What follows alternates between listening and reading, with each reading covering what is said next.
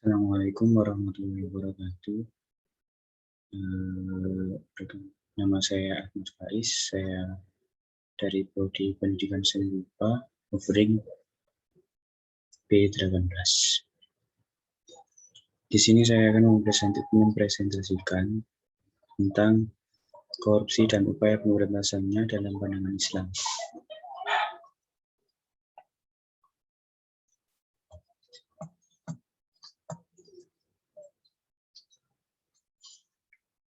Yang pertama yakni pengertian, ragam, dan hukumnya.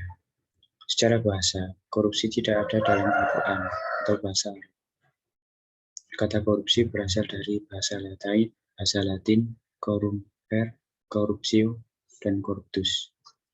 Sedangkan secara istilah mempunyai arti yang bermacam-macam dalam Kamus Besar Bahasa Indonesia. Korupsi berarti perbuatan busuk seperti penggelapan uang. Bentuk-bentuk korupsi dalam pandangan Islam tidak dikenal istilah korupsi karena kata tersebut bukan berasal dari agama Islam.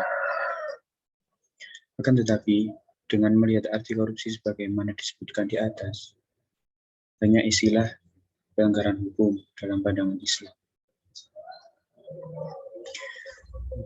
Yakni diantaranya adalah yang pertama ghulul, penggelapan. Yang kedua riswah, suap menyuap.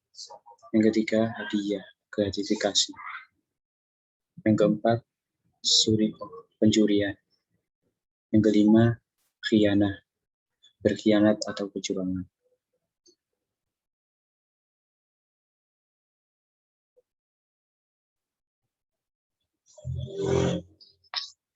Motif-motif dalam korupsi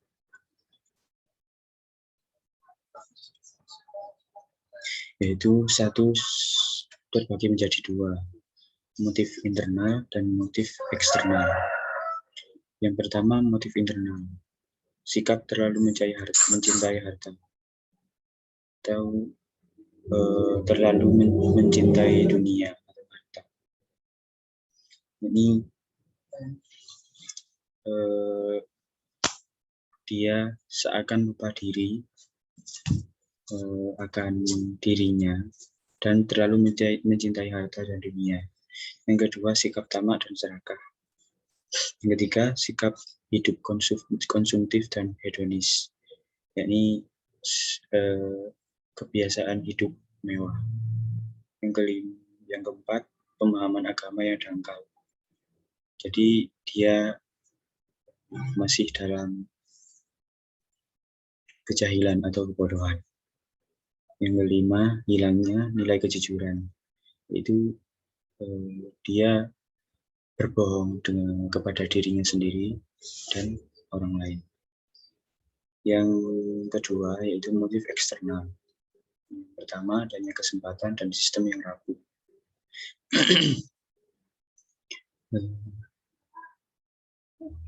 Maksudnya adalah pemerintahan yang kurang kondusif dan membiarkan celah para koruptor untuk beraksi.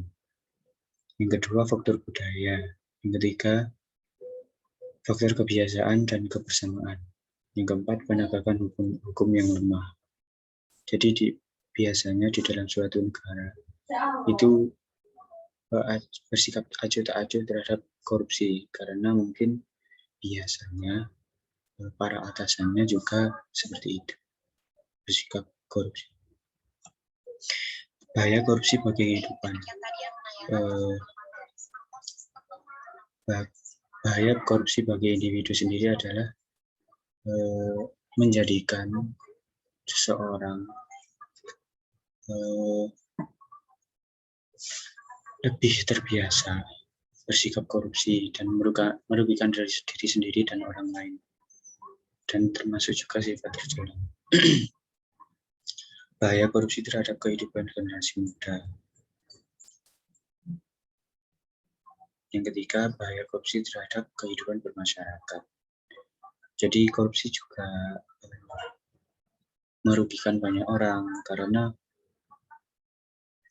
korupsi itu mengambil hak-hak yang bukan milik dia. Jadi orang lain menjadi imbasnya atau akibatnya orang lain mendapat akibat dari perbuatan dia sendiri. Yang keempat, bahaya korupsi terhadap sistem politik. Yang kelima, bahaya korupsi terhadap sistem birokrasi administrasi. Jadi keuangan, sistem administrasinya jadi terganggu jika ada data-data yang dipalsukan atau data-data yang tidak masuk. Yang terakhir, bahaya korupsi terhadap sistem perekonomian.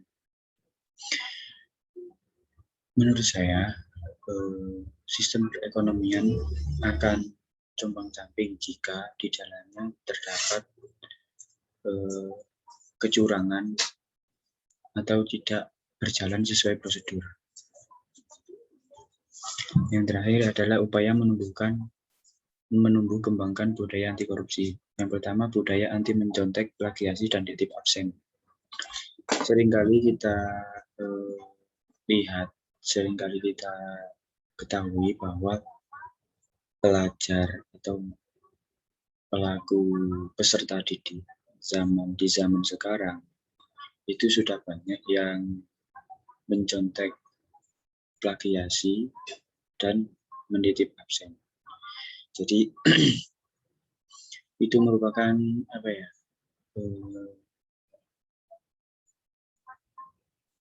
ketidakpercayaan kepada diri sendiri, dan itu merugikan diri sendiri dan juga orang lain. Orang lain dibohongi dan dia juga membohongi diri sendiri. Sebenarnya dia mampu, cuman dia tidak percaya kepada dirinya sendiri, maka terjadilah budaya mencontek, plagiasi, dan nitip absen. Yang kedua, memegang teguh amanah. Memegang teguh amanah yakni bila kita disuruh kita harus melakukannya dan melaksanakannya dengan sebaik-baiknya. Bila kita diberi kepercayaan, seharusnya kita sebagai pelajar dan seorang muslim yang baik, yaitu menjalankan sesuai perintah, menjalankan sesuai amanah, dan tidak mengkhianati atau mengingkari. Nah, terima kasih. Itu saja dari saya. Mohon maaf apabila ada salah kata dan perbuatan atau pendapat saya yang kurang tepat dan perilaku saya yang kurang berkenan. Saya mohon maaf sebesar-besarnya. Akhirul kalam, wassalamualaikum warahmatullahi wabarakatuh.